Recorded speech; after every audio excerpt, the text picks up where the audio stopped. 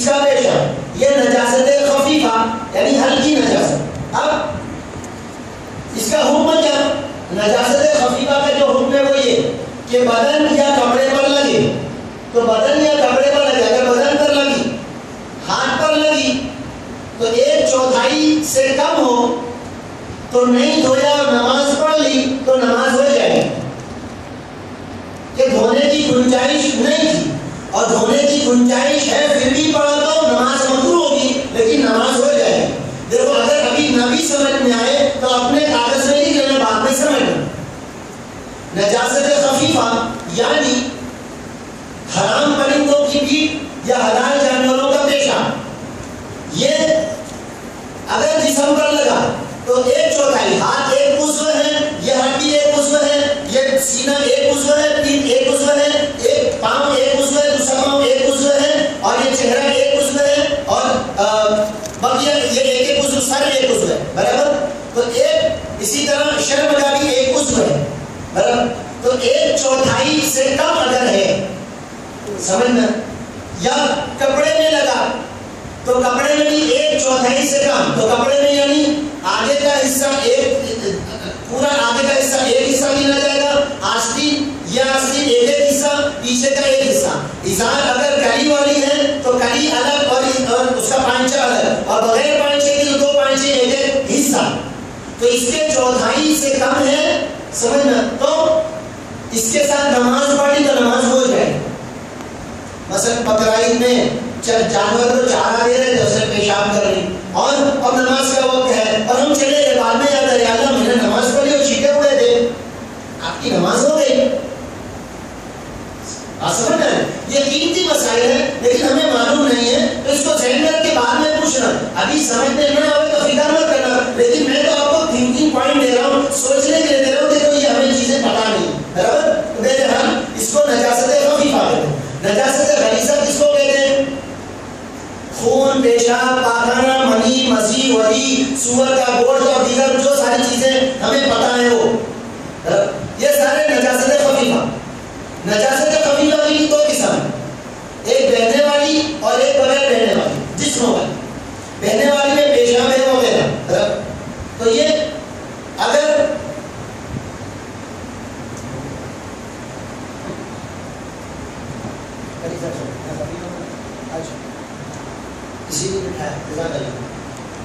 نجاست غلیظہ کی بات چل رہی ہے تو نجاست غلیظہ کی 2 قسم ہیں، ایک بہنے والی پیشاب وغیرہ اور ایک نہ بہنے والی جسم والی جیسے پاخانہ وغیرہ. تو جو بہنے والی ہے وہ کتنی لگی تو معاف اور کتنی لگی تو معافی ہوگی، کتنی لگی تو معاف ہے. سکے سے کم یا سکے جتنی ہے اور نماز پڑھ لی تو نماز ہو جائے. دھونے کی گنجائش نہیں تھی تو اور گنجائش ہے پھر بھی پڑھ لیا تو نماز مکروہ ہوگی لیکن پھر بھی ہو جائے.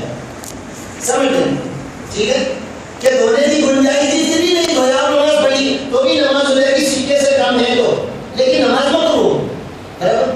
ایسا اور جسم والی ہے تو کتنی، اب یہاں پر اس کا وزن لکھا ہے. اب تم یوں آتے نا مولانا پاخانہ تو اگر تولنے کس طرح جائیں گے ایک مرتبہ تو اس کی سائز دیکھ لینا اور دماغ میں بٹھا لینا کہ اتنی سائز ہے تو اور اس سے زیادہ ہو تو پکڑ.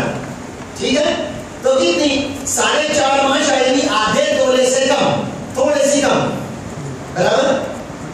آدھے تولے کے 10 حصے کرے تو 9 حصے تک معاف، 4.5 ماشا یعنی 4.5 گرام سمجھو برابر. تو اتنی اگر لگی ہوئی ہے کہ مثلا کسی آدمی کو تھوڑی سی چرک نکل گئی، اب اس کو پتہ نہیں چلا، اس نے نماز پڑھ لی وضو کر کے. اب جب اس نے دیکھا کہ اللہ میں نے تو اس حالت میں نمازیں پڑھی ہے تو میری نماز ہوگا کیا، تو یہ وہاں کام آ جائے گا کہ معمولی ہے، آدھے تولے سے کم ہے تو ہو گئے. اب تولنے کا میرے پاس مت لانا، کہیں تم ہی تول لینا، وہ مسئلہ تم ہی حل کر لینا برابر. اچھا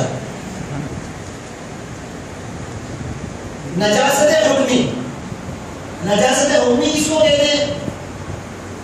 مثلا جنابت کی وجہ سے، جب جنابت کی وجہ سے ناپاکی ہو رہی ہے، اب پورے جسم میں کسی جگہ کوئی ناپاکی نہیں، لیکن شریعت کیا کہہ رہی ہے تم کیا ہو، بولو ناپاک ہو ہے نا, انما المشرکون نجس, ہے نا, کہ مشرک ناپاک ہے. تو کوئی مشرک ہماری بالٹی میں ہاتھ ڈال دے گا تو پانی ناپاک نہیں ہوگا, تو ناپاک میں ہاتھ ڈال دیا. اگر اس کے ہاتھ دھوئے ہوئے ہیں اور اس کے ہاتھ میں کوئی ناپاکی نہیں لگی تو پانی ناپاک نہیں ہوگا. کیوں؟ وہ ناپاکی جو ہے, یا جس طرح ہم جنابت جیسے ہم ناپاک ہیں تو اللہ کے حکم سے, شریعت کے حکم سے ناپاک ہے, تو اس کو کیا کہہ رہے ہیں؟ نجاست حکمی کہیں گے کہ اللہ کے حکم سے, شریعت کے حکم سے ہم ناپاک. اب نجاست حکمی کا فائدہ کیا ہو جائے گا وہ آ گیا ہے. عام مطلب ہم لوگ غسل کرنے بیٹھتے ہیں, ہم لوگ سب غریب لوگ ہیں, چھوٹے چھوٹے باتھ روم ہوتے ہیں, ڈول میں پانی بھرا اور ایک چمو سے نہاتے ہیں. اب کنفیوژن کیا ہو جاتی ہے, یہ مولوی صاحب وہ جسم پہ لگ کے پانی ڈول میں گیا ہے نا, تو اگر ہم نے اچھی طرح ناپاکی دور کر لی تھی تو چاہے پیٹ پہ لگ کے, ہاتھ پہ لگ کے, کسی بھی جگہ لگ کے بالٹی میں چھینٹا اڑا بھی, تو یہ جسم جو ناپاک تھا وہ حکمی طور پہ ناپاک تھا, اس کی وجہ سے ڈول کا پانی ناپاک نہیں ہوگا. عامتاً آپ لوگوں کو ایسا مسئلہ کوئی پوچھنے آتا ہے لیکن آپ شاید اچھی طرح جواب دے پاتے نہیں دے پاتے, ہے نا, تو یہ وہاں کام آئے گا کہ نجاست حکمی اپنی جسم پر, اس کی وجہ سے جسم پر لگا کے پانی اگر بالٹی میں گیا بھی, چھینٹا اڑ کر گیا بھی, تو ڈول کا پانی ناپاک نہیں ہوگا. ٹھیک ہے,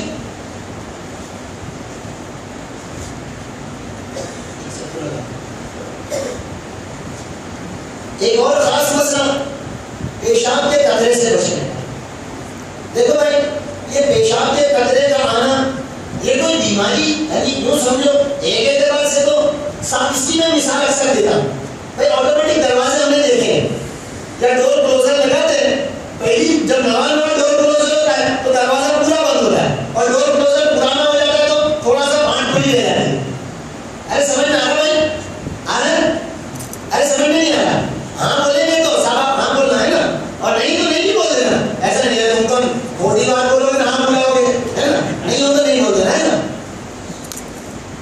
اسی طرح کانچ کے دروازے تو آٹومیٹک کھلنے بند ہونے والے, تو تھوڑے دن ہو جاتے ہیں نا تو پھر وہ اتنا ہی بند ہوتا ہے.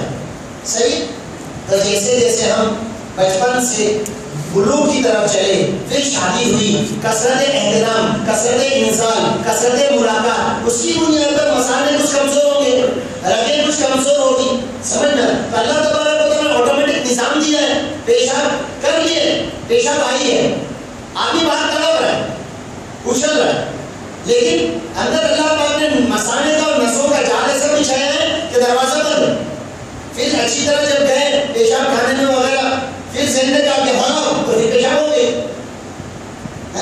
تو وہ رگوں کی وجہ سے جو بند تھا, تو جیسے جیسے ہم آگے چلتے ہیں عمر میں, سمجھنا, تو رگیں کچھ کمزور ہوتی تو پیشاب کے قطرے آنا شروع ہوتے ہیں. یہ کوئی بہت کمزوری کی بات نہیں ہے, جوانوں کو بھی ہوتے ہیں, اور اکثر اگر گرمی میں نہ ہو تو سردی میں ہوتا ہے. پیشاب کر کے آپ نماز میں کھڑے رہتے ہیں, آگے ٹھنڈک ٹھنڈک لگ رہی ہے, ایسا لگتا ہے کچھ قطرہ نہیں رہا. تو یہ اس سے پھر وسوسے کی بیماری ہوتی ہے, نمازیں بگڑتی ہے, ہمیں وقتاً فوقتاً نماز پڑھانی پڑتی ہے. ایک دم صاف ستھرا طریقہ جو برسوں سے ہم استعمال کریں, ہمارے پاس جو بھی آتے ہیں ان کو طریقہ بتاتے ہیں, وہ ایک دم آسان طریقہ. پیشاب کر کے سب سے پہلی بات تو ایک یہ اہتمام کرو کہ کم ٹائم میں بھاگتے بھاگتے باہر سے آئے, ادھر پیشاب کرو, پانی ڈالا, ادھر وضو کرنے میں بیٹھے, اور بھاگتے بھاگتے جا کے نماز میں کھڑے ہو گئے. اس سے صاف بچ جائے. ایسا ایسا تھوڑا سا استنجا میں وقفہ. پیشاب کر لینے کے بعد ایک پارٹیشن یعنی رومال کا, یہ رومال ہے, ایسا پارٹیشن ہم نے رکھ دیا بیچ میں, انٹرول وغیرہ کے بیچ میں پارٹیشن ہم نے رکھ دیا. اب جو قطرے آ رہے اس میں, سارے قطرے اس میں 10-15 منٹ ہو گئے, ایک دم بالکل طبیعت کے اندر نشان ہو گیا اور اچھا ہو گیا. سمجھنا, یہ اس لیے بتا رہا ہوں کہ بھیڑے وغیرہ استعمال نہیں کر سکتے, سمجھ سکتے ہیں, ٹائلس لگے ہوئے, گھسنے جاتے ہیں ٹھیلا, سمجھ. تو پھر یہ پارٹیشن ہم نے رکھ دیا, اب پیشاب کے قطرے سارے رومال میں آ رہے ہیں, کپڑا بچ گیا, سب کچھ بچ گیا. پھر دوسری مرتبہ 10-15 منٹ کے بعد آپ جائیں, پارٹیشن نکال لیجیے, پھر اس میں تناسب کو دھو لیجیے, شرم کا دھو لیجیے. آپ بالکل ایک دم اس طرح شیطان ایک وسوسہ آپ کو نہیں ڈال سکے گا کہ کوئی قطرہ ہے. ایک طریقہ تو یہ. دوسرا طریقہ ٹیشو پیپر ہے ہمارے پاس، ساری تیاری کے ساتھ ہیں برابر، یہ ٹیشو پیپر ہے برابر. مفتی سلمان صاحب نے ہم کو طریقہ بتایا تھا کہ اس کو تھوڑا سا ایسا نوک وغیرہ بنا لے سمجھ میں، اور پھر پیشاب کر لینے کے بعد اس میں تناسب میں ایسی نوک ڈال کے تھوڑی اٹھ بیٹھ کر لو، تھوڑا سا اندر ڈال کے اٹھ بیٹھ کر لو تو یہ سارے قطرے چوس لے سمجھ میں. اور پھر بھی تم کو ایسا لگے کہ یہ بہت دیر ہو گئی ٹائم جا رہا ہے تو اس کی تھوڑا سا ایسا توڑ کر سمجھ میں ایسا کر کے اور اندر رکھ دیجیے، آپ نالی میں رکھ دیجیے سمجھ میں، اور ذرا بھی باہر نہ رہے، تھوڑا سا اندر کوئی وہ فرسٹ وقت مل جائے گا، آپ فکر مت کرو سمجھ میں. آپ مولانا یہ تو تم تو یار کیا کیا بتا رہے ہو بھائی، میں نے ہمارے بڑوں نے بتایا تو میں بتا بات سمجھ میں. اور سچ بولتا ہوں اسی لیے جماعت میں دیکھو میں بولنا ہی بھول گیا، آپ لوگ جو جمع ہے خوشی خوشی میں، میرا دل اتنا خوش ہے اور میں اتنا خوش ہوں کہ میں سمجھتا ہوں شاید آپ سے زیادہ میں خوش ہوں سمجھ میں. لہٰذا خوشی میں میں خوشی بولنا بھول گیا سمجھ. تو اس کو آپ ایسے چھوٹا سا یہ بال جیسا بنا لیا، اس کو اندر ڈال دیں سمجھ میں، باہر ذرا بھی نہ رہے، وہ یاد رکھنا ذرا بھی باہر نہ رہے. اگر وہ اندر رہنے کے ساتھ نماز بھی آپ نے پڑھ لی آپ کی نماز ہو جائے گی، لیکن قطرہ ذرا بھی باہر نہیں آئے گا سمجھ. استمرار البول واجب، پیشاب کے قطرے سے بچنا واجب ہے اور ضروری ہے. اور آج کل کے زمانے کی جو خوراک جو چل رہی ہے تمہاری ہماری، یہ توے کی اور یہ جانور کی سمجھنا، ان خوراک کے تقاضے میں پیشاب کے قطرے میں نے جو تجربہ کیا ہے 95% آ رہے ہیں. اگر یہ بھاری پڑتا ہے آپ کو کہ یہ موڑ تھوڑا ہارڈ ہے سمجھ میں آنا نہیں آ رہا جو بھی، کیونکہ اس میں دیر لگے گی، تو پارٹیشن آپ کر لیجیے، بس یہ رومال ڈال لیا اور چلتے پھرتے ہو جائیے، آپ سمجھ میں کام میں چلے دکان پہ چلے سب کچھ کرتے ہو جائیے برابر. پھر تھوڑی دیر میں آتے اس کو نکال لینا اور اس کو دھو کے وضو کر کے نماز پڑھ لینا، ایک دم بہتر. تیسرا طریقہ کہ اپنی لنگی وغیرہ الگ رکھیے سمجھ میں، کہ لنگی الگ رکھیے، لیکن لنگی کے استعمال میں جو میرا تجربہ ہے کہ لنگی کے استعمال میں لنگی ہم عام مطلب نہیں پکڑتے ہیں تو کبھی کٹے والی لنگی ران پر لگی تو پھر ران تو نہیں پڑے گی، ویسے کم ہوگا. کبھی ہم نے بتایا ہے کہ معاف تو ہے وہ سمجھ میں. نجاست حقیقی کی غلیظہ کی قسم کے اندر پیشاب صحیح، تو اگر سکے سے کم ہے تو معاف تو ہے، لیکن پھر بھی کرنا تو کچھ ہے تو اس کا احتیاط کرنا سمجھ میں. یا پھر میرا اپنا اہتمام میں تم کو بتا دوں، رات استنجا کر لیا سمجھ میں، پھر صبح استنجا نہیں کرنے کا، اور صبح وضو کر کے نماز پڑھانے آنے سے پہلے اتنا جسم دھو کر وضو کر کے نماز پڑھانے آنے کا. میرے پیاروں کی امامت بہت بڑی ذمہ داری ہے، سردی ہو گرمی ہو بارش ہو یہ معمول ہے کہ اتنا جسم دھو کر سمجھنا کہ وہ لنگی میں سے رات میں پیشاب کر کے سو گئے کہیں بھی لگا ہوگا، اتنا جسم دھو کر پھر وضو کر کے نماز پڑھانے.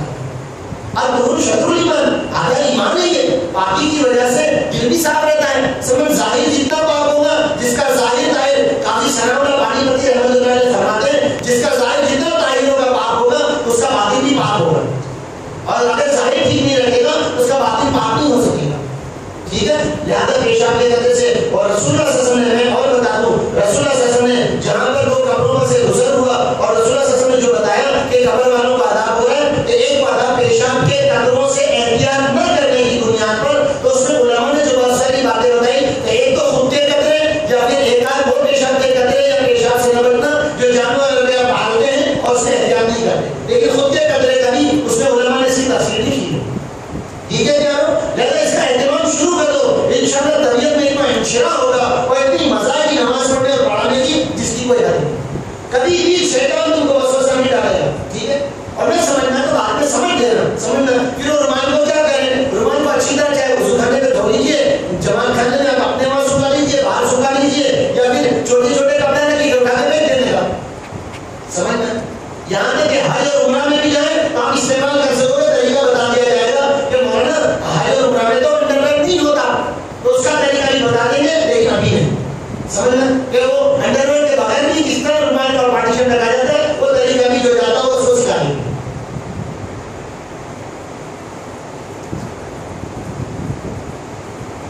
باوضو رہنا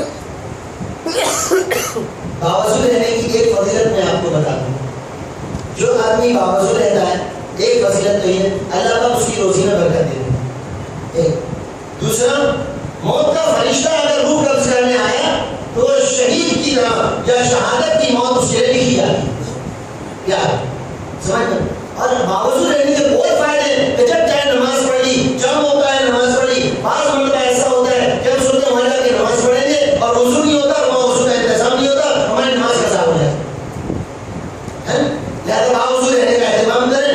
میں نے کئی دنیا دار ایسے مجھ سے ملے ہیں جو لوگوں نے فضیلتیں سامنے آئی ہے باوضو رہنے کی، ان لوگوں نے اس کا اہتمام شروع کر دیا. تو میرے گھر دن میں کتنی مرتبہ وضو کرنے کا ہے؟ کوئی 100 مرتبہ تھوڑی آئے گا، 5 مرتبہ تو نماز کے لیے کر ہی رہے، اس کے علاوہ 2-3 مرتبہ اور آئے گا. لیکن اس کی وجہ سے طبیعت بہت اچھی رہے گی، ادھر ادھر ہم ری خارج کرتے نہیں پھریں گے. اور میں تم کو ایک فضیلت کی بات یاد آ گئی بتا دوں بالکل مختصر. رسول اللہ صلی اللہ علیہ وسلم نے حضرت ابو ہریرہ رضی اللہ عنہ کو آپ نے خواب میں جنت دیکھی اور حضرت بلال رضی اللہ عنہ کی پاؤں جوتوں کی آواز کو سنا. تاجدار مدینہ حضور صلی اللہ علیہ وسلم نے دریافت فرمایا بلال تم ہی میرے ساتھ جنت میں جاؤ، تیرا کیا عمل ہے؟ تو کیا حضرت بلال اتنی بڑی فضیلت کی بات میں جو کہتے تھے یا رسول اللہ صلی اللہ علیہ وسلم کیا آپ کو میری قربانیاں معلوم نہیں ہے کیا؟ وہ راتوں کے کوڑے اور تپتی دھوپ میں لٹایا جانا اور چٹان کا رکھ دیا جانا اور مجھے مارا جانا اور مکہ کے بچوں میں سپرد کر دیا جاتا تھا، وہ آپ کو ستاتے تھے، گالیاں بکتے تھے، چکر دیتے تھے آپ کو، اور وہ سبھی تکالیف اور مجاہدے سے بلال کے. لیکن قربان ہے حضرت بلال رضی اللہ عنہ پر اور میرے نبی پر لاکھوں صلاۃ و سلام ہو. حضرت بلال نے عمل نہیں بتایا اور میرے نبی نے صلاۃ و سلام دی. کیا عمل بتایا؟ یا نبی اللہ جب بھی میری وضو ٹوٹ جاتی ہے میں وضو بنا لیتا ہوں اور 2 رکعت پڑھ لیتا ہوں. کتنا چھوٹا عمل وہ والی فضیلت حضرت بلال رضی اللہ عنہ نبی کریم صلی اللہ علیہ وسلم جنت میں ہو، وہ والی فضیلت ہمیں باوضو رہنا 2 رکعت نماز پڑھنے پر مل جائے. تو میں اس کی امید کر رہا ہوں کہ انشاءاللہ ہم آج سے اللہ کے بھروسے پر دل میں تاجہ پیدا کرو گے، اللہ توفیق دے گا.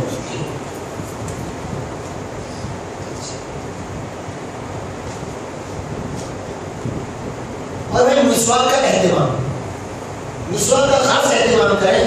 حضور صلی اللہ علیہ وسلم صرف نمازوں میں نہیں، یعنی وضو کرتے تبھی نہیں، 16-17 بلکہ اور بھی زیادہ مواقع پر رسول اللہ صلی اللہ علیہ وسلم کا مسواک کرنے کا اہتمام آیا. امیہ عائشہ رضی اللہ عنہا سے پوچھا گیا کہ رسول اللہ صلی اللہ علیہ وسلم گھر میں آنے کا سب سے پہلا عمل کیا فرماتے تھے؟ اللہ کے نبی صلی اللہ علیہ وسلم گھر میں آتے تھے مسواک کرتے تھے. ہمیں یہ فضیلت نہیں معلوم ہے. اور فضیلت میں آپ کو سنا دوں، جیسی اللہ کے نبی صلی اللہ علیہ وسلم اٹھتے تھے نیند میں سے اٹھتے کے ساتھ اللہ کے نبی صلی اللہ علیہ وسلم مسواک کرتے تھے. بلکہ شمائل کبریٰ میں رسول اللہ صلی اللہ علیہ وسلم کی حدیث پاک کو لکھا گیا ہے کہ رسول اللہ صلی اللہ علیہ وسلم ایک رات میں 4 مرتبہ یا اس سے کم و بیش مرتبہ اٹھے مسواک کی آرام فرمائے، اٹھے مسواک کی آرام فرمائے. میرے نبی صلی اللہ علیہ وسلم نے اتنا مسواک کا اہتمام کیا، جبرائیل امین آسمان سے مسواک کی فضیلت اور تاکید کتنی لائے کہ رسول اللہ صلی اللہ علیہ وسلم فرماتے ہیں کہ میں یہ سمجھ رہا تھا کہ میرے جبڑے پھٹ جائیں گے. آسمان سے جبرائیل مسواک کی فضیلت اور تاکید لے کے بار بار آتا ہو. اور میرے پیاروں ہم مسواک میں سستی کرتے ہو، یہ اچھی بات ہے. لہذا ہم مسواک کا خوب اہتمام کریں. اور کتنی اچھی بات ہے کہ ہمارے شہر میں ہمیں تازے مسواک ہر ہفتے مل جایا کرتے ہیں، بلکہ جب چاہے تب مل جایا کرتے ہیں. لہذا مسواک کا اہتمام ہو. اٹھتے کے ساتھ ہی وضو کے وقت، تلاوت سے پہلے، حدیث پاک کے پڑھنے پڑھانے سے پہلے، منہ میں بدبو آ رہی ہو تب، نماز سے پہلے اس وقت کہ بھائی وضو اور نماز کے درمیان تاخیر ہو گئی ہو تو خالی مسواک کر کے کلی کر لیں. اسی طرح ذکر سے پہلے کعبہ اور حدیم میں داخل ہو، کعبہ شریف میں کعبۃ اللہ کے اندر داخل ہو رہے ہو یا حدیم کعبہ میں حدیم کعبہ کے اندر داخل ہو رہے ہو، سمجھنا تو اس سے پہلے بھی مسواک کرنا. بیوی سے ملاقات ہے اس سے پہلے بھی مسواک کرنا سنت ہے، پتہ ہی نہیں ہمیں، سمجھنا. اسی طرح مجلس میں کسی سے بیٹھے ہو، بات کرنے سے پہلے مسواک کرنا. بھوک اور پیاس لگی ہوئی ہو، رسول اللہ صلی اللہ علیہ وسلم نے مسواک کرنے کو فرمایا. مرنے سے پہلے میرے محبوب صلی اللہ علیہ وسلم دنیا سے تشریف لے گئے، سب سے آخری چیز آپ کیا لے گئے؟ امی جان عائشہ رضی اللہ عنہا کا تھوک لے گئے اور مسواک والا عمل لے گئے. کہ وہ موقع میرے محبوب صلی اللہ علیہ وسلم کا کہ اتنی کمزوری آ گئی کہ اب کچھ نہیں تو مسواک کو آپ بار بار دیکھ رہے ہیں. امی جان عائشہ رضی اللہ عنہا پوچھا کہ مسواک کرنا چاہتے ہیں تو ہاں. اللہ کے نبی صلی اللہ علیہ وسلم چبا نہیں سکے. امی جان عائشہ رضی اللہ عنہا نے مسواک کو چبایا اور آپ کے منہ کا چبایا اور مسواک رسول اللہ صلی اللہ علیہ وسلم کے منہ میں رکھا، آپ نے اس کو کیا. لہذا بیوی کے منہ کا چبایا ہائٹ تیرے منہ کا اوپر مسواک کر نہیں ایسا مت کرنا ہے نا. یہ چیزیں محبتوں پر آتی ہے نا, یہ چیزیں محبتوں پر آتی ہے. رسول اللہ صلی اللہ علیہ وسلم جہاں سے امیہ عائشہ نے کھا کے رکھتی تھی ان کے یہاں سے تم نے کھایا, اللہ کے نبی سے وہیں سے کھاتے ہے نا. یہ محبت لانے کی, محبت لانے کی چیز ہے. سحری کے موقع پر کھانا کھانے سے پہلے کتنے سارے مواقع مسواک کرنے تھے, ہمیں پتہ ہی نہیں تھا. بہرحال سفر سے پہلے سمجھنا, اور یہ سارے مواقع ہیں. سنن کبریٰ کے اندر مسواک والی نماز عام نماز سے 70 درجہ فضیلت رکھتی ہے, اور شمائل کبریٰ میں اور دیگر حوالے سے لکھا ہے تقریباً 400 درجہ المضاف 400 درجہ بڑھی ہوئی ہے بغیر مسواک کی نماز سے مسواک والی نماز. اتنی سب فضیلت ہے, یہ فضیلت ہمارے سامنے ہی نہیں کی. سمجھنا, سر کے بالوں کے رکھنے میں, سر کے بال یا تو ہم اس طرح کے پٹھے رکھیں جس کو کانوں کی لو تک, اس سے نیچے تک, یا کندھوں تک. یہ 3 جمعہ لما وفرا, یہ 3 نام رسول اللہ صلی اللہ علیہ وسلم کے بالوں کے رکھنے کے, اور بالوں کے نام آئے ایسے لا کر نہیں. اور اگر ایسا نہ رکھیں, ایسا نہیں رکھتے ہو بھائی کسی کو گرمی ہے یا پھوڑی ہو جاتی ہے یا نہیں برداشت ہوتا ہے سمجھنا, تو پھر سب طرف سے سب کے بال رکھیں. چھوٹے بڑے بال کے کٹانے کی اجازت نہیں ہے سمجھنا. انگریزی بال یا اور دیگر طریقے سے بال کٹانے کی اجازت نہیں. ہم اپنے مقام کو پہچانے ہے نا, لہٰذا یا تو سر کے رکھیں یا پھر یہ سنت طریقے سے بال رکھیں, لیکن دیگر اور طریقے سے بال کٹانے کی اجازت نہیں. وہ اجازت میں بولے یہاں سے مشین گرا دیا, یہاں سے کینچی لگا دی, ایسا نہیں, ایسا جمعہ پر تراشنا مستقبل وہی بات آ گئی. اب جو مسئلہ آ رہا ہے بہت ہی خطرناک. عورتوں کے پاکی کے مسائل کے معلوم کرنے کی ذمہ داری اس کے شوہر کی یا مردوں کی. اب مولوی صاحب تو ہاتھ جوڑے بابا یہ بہت برداشت ہوگی, ہم نہیں برداشت کریں گے. ارے ابھی تو آگے ہے, ابتدائی عشق ہوتا ہے کیا, آگے آگے دیکھ ہوتا ہے کیا. قرآن کریم میں دوسرے بارے میں یسألونک عن المحیض ہے نا, صحابی رسول اللہ صلی اللہ علیہ وسلم اللہ پر فرما رہے ہیں کہ تجھ سے حیض کے بارے میں سوال کر رہے ہیں, تو صحابہ نے سوال کیا. معلوم کیا ہوا, معلوم یہ ہوا کہ عورتوں کے باقی کے مسائل کے جاننے کی ذمہ داری ہماری ہے. اور پیاروں صاحب بتاؤں نا, عورتوں کو بھی باقی کے مسائل معلوم نہیں ہوتے, اور ہم علماء سے پوچھتے بھی نہیں, اور ہم کو بھی معلوم نہیں ہوتا, لہذا یہ اچھی طرح جاننا. اب موٹا موٹا خالی بتا دیں سمجھ لیں, حیض, نفاس اور استحاضہ, بالکل موٹی موٹی بات بتا دیں. تو دو حیض کی کم میں کم مدت 3 دن, یعنی 3 دن سے کم اگر ہے تو حیض نہیں. لیکن مولوی صاحب آیا تو کیا کریں, آیا تو نماز سے رک جاؤ, لیکن 2 دن پر آ کر اگر رک گیا ہے تو وہ 2 دن کی نمازیں قضا کرنی پڑے, اور 3 دن ہو گئے تو وہ حیض کرے تو نمازیں معاف. حیض کے درمیان کی نمازیں اور نفاس کے درمیان کی نمازیں معاف ہیں, لیکن روزے کی قضا کرنی پڑے گی, روزہ معاف نہیں. اس لیے کہ نماز تو دن کی 5 ہے, اور قضا اگر اللہ لگاتا تو عورتیں قضا پوری نہ کر پاتی ہے. کسی کے 8 دن کی عادت ہوتی تو 8 × 40 نمازیں اس کے ذمہ آ جاتی, اور 15 دن کے بعد واپس سے پھر واپس سے اس پہ نماز قضا آ جاتی. تو بہرحال اللہ نے نمازوں کو معاف کیا. کہ حیض اور نفاس, نفاس کس کو کہتے ہیں, بچہ کے پیدا ہونے کے بعد آنے والے خون کو نفاس کہتے ہیں, اور ماہانہ جو اللہ پاک کی طرف سے جو عورتوں کو خون آتا ہے اس کو حیض کہتے ہیں. اور حیض کی کم میں کم مدت 3 دن ہے, اور زیادہ سے زیادہ مدت 10 دن. 2 دن سے کم ہو, 3 دن سے کم ہو تو بھی وہ حیض نہیں ہے, اور 10 دن سے اوپر ہو گیا تو بھی حیض نہیں ہے. اور مولوی صاحب چالو ہے, چالو ہے تو 10 دن ہو گئے, اب وہ غسل کر کے اپنی نمازوں کو شروع کر دیں. تو کیسے کرے, اب وہ جو آ رہا خون اس کا حکم پیشاب کے قطروں کا ہے, کپڑا یا پارٹیشن رکھے یا الگ نثار رکھے, نماز کا وقت ہو جائے جلدی سے کپڑے بدل کر اور اتنا بدن دھو کر جلدی جلدی اپنی نمازوں کو پڑھیں. یاد رکھنا یہ حیض اور نفاس کے مسائل کے جاننے کی ذمہ داری جو ہمارے اوپر ہے, اس لیے کہ ہماری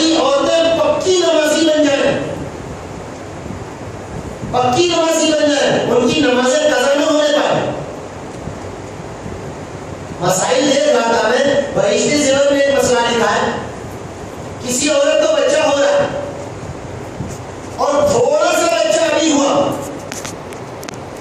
اور اس کو تھوڑا سا خون نہیں نکلا، تو تھوڑا سا بچہ ہونے کی بنیاد پر جو خون نکلا وہ خون ابھی نفاس کا نہیں گنا جائے گا، اور نماز کا وقت ہوا۔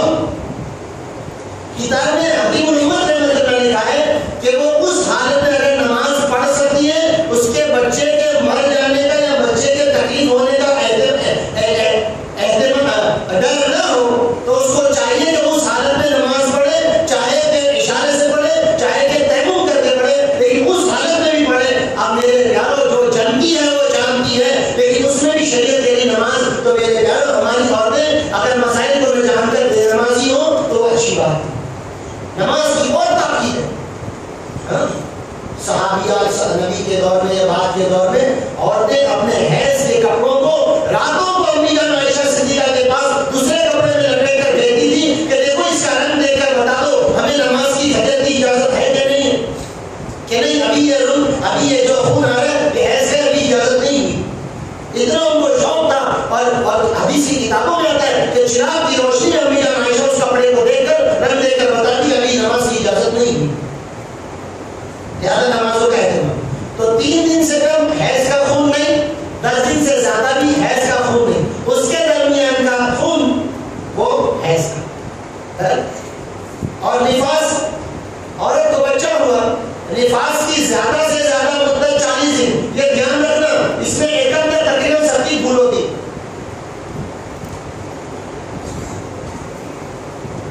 نفاس کی زیادہ سے زیادہ مدت 40 دن، کم کی کوئی مقدار نہیں، 10 دن میں بند ہو جائے، تھوڑی دیر میں بند ہو جائے، جب بند ہو گیا غسل کر کے نماز چالو کر دینے کی، کہا تھا 40 دن تک نماز ہی نہیں پڑھتی، ابھی چھلا کھلا رہتا ہے، معلوم ہی نہیں، عوام کو معلوم نہیں، آپ کو جو جمع کیا ہے عوام کو بتانے کے لیے، آپ بتائیے۔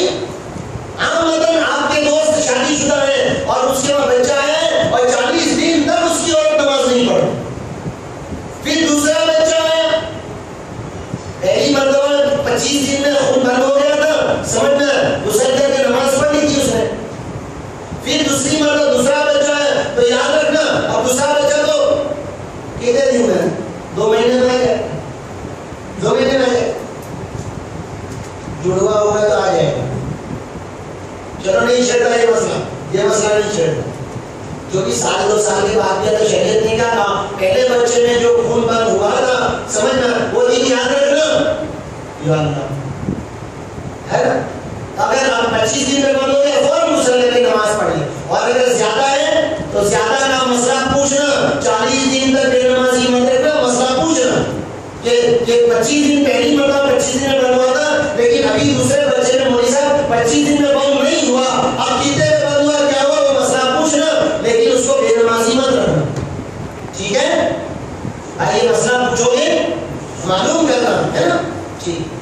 اور اس سے زیادہ جو خون ہوتا ہے سمجھنا 10 دن سے زیادہ کا سمجھنا یا 3 دن سے کم کا، اس خون کو استحاضہ کہتے ہیں، جو بیماری کا خون کہلاتا ہے، ٹھیک ہے؟ ایک عمل ذات مومن کے اندر ایک عمل لکھا ہے کہ عورت ناپاکی کی حالت میں ہو تو وہ کیا عمل کرے؟ اب یہ تو اس کے رجا کے دن ہے، اس میں کیا عمل نہیں میں بتا رہا، ذات مومن میں یہ فضیلت لکھی ہوئی ہے، تو بہت زبردست فضیلت لکھی ہوئی ہے کہ اگر وہ ناپاکی کی حالت میں ہے تب کیا عمل کرے؟ نماز کا وقت آیا وضو کرے، مصلی پر بیٹھ جاوے اور پھر کیا پڑھے؟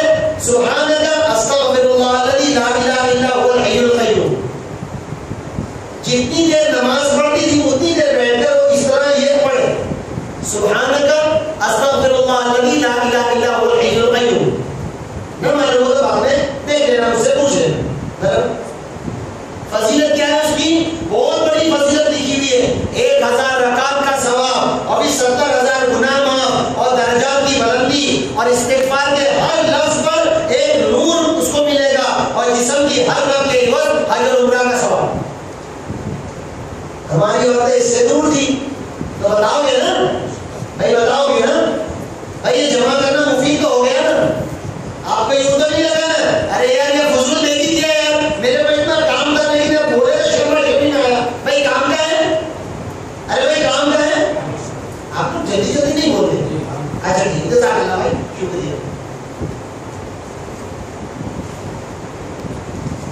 اب جب بات آ رہی ہو شادی کے موقع کی، شادی کے موقع پر جو آپ لوگوں کو عام مطلب سمجھانا ہے وہ میرے پیاروں، ہم جو سمجھاتے ہیں وہ پہلی رات کا سمجھا دیتے ہیں. اس سے زیادہ بھی تو سمجھاتا ہے کہ اس سے زیادہ کیا سمجھائے گا. تو دیکھو شادی کے موقع پر جو بھی سمجھاوے میرے پیاروں تو 4 موقع سمجھاوے. 4 اچھا، ایک تو پہلی رات کے متعلق کہ جو سنت طریقے شریعت میں بتائے گئے ہیں کہ بھائی جاتے ہی سلام کرنا، بعد والی دعا پڑھ لینا اور پھر نماز وغیرہ پڑھ کر سمجھ میں آیا جو بھی وظیفہ زوجیت کا جو سنت طریقہ ہے پردے کے ساتھ اور اپنے آپ کو چھپاتے ہوئے اور ہر وہ حرکت جو جانوروں والی ہو یا یہود اور نصارہ کی ہو یا یہ دشمنان دین کی ہو، ایسی ہر حرکتوں سے بچ کر کہ جانور کی طرح پریڈ گھر میں پھر رہا ہے. اب بھائی تو انسان ہے، تو رسول اللہ صلی اللہ علیہ وسلم کا امتی ہے، یہ کیا کر رہے ہو نہیں. ٹھیک ہے، لہذا سنت طریقہ اختیار کریں. مختصر میں بالکل وقت نہ لیتے ہوں. دوسرا کیا، دوسرا یہ ہے میں نے سمجھایا نہیں پہلی رات کے متعلق کی بات، وہ آپ کو سمجھا دینی ہے، لیکن ایک ٹاپک پہلی رات کے متعلق کا سمجھانا ہے. دوسرا ٹاپک بیوی کے ساتھ مستقل جو زندگی گزارنی ہے وہ کیسے گزارنی. بہت ہی زیادہ خداوند نے الگ الگ کتابوں میں لکھا ہے، مختصر میں جو لکھا ہے شادی کے کرنے والوں کو کہ دیکھو اپنے گھر کو باغ بنانا، گھر کو اکھاڑا مت بنانا. اور دینے والوں کو اللہ جزائے خیر یہ مثال دی ہے، باغیچے کی مثال. باغیچے میں آدمی جاتا ہے تو پھولوں کے ساتھ نرمی کرتا ہے نا، ایک ایک کلی کو بس سنبھال کے دیکھتا ہے نا، اور طاقت لگانے جائے تو کانٹا چھپ جاتا ہے نا. رسول اللہ صلی اللہ علیہ وسلم نے فرمایا کہ عورت باڑی پستی سے بنی ہوئی ہے، سیدھے کرنے کی فکر مت کرنا ورنہ ٹوٹ جائے گی. اس کے پام پڑ کے ساتھی زندگی گزار لینا ہے نا. تو کچھ نہ کچھ کمی بیشی رہے گی، اپنی دادا گیری دکھانے مت جاؤ. اور میں تم کو ایک گل بتاتا ہوں،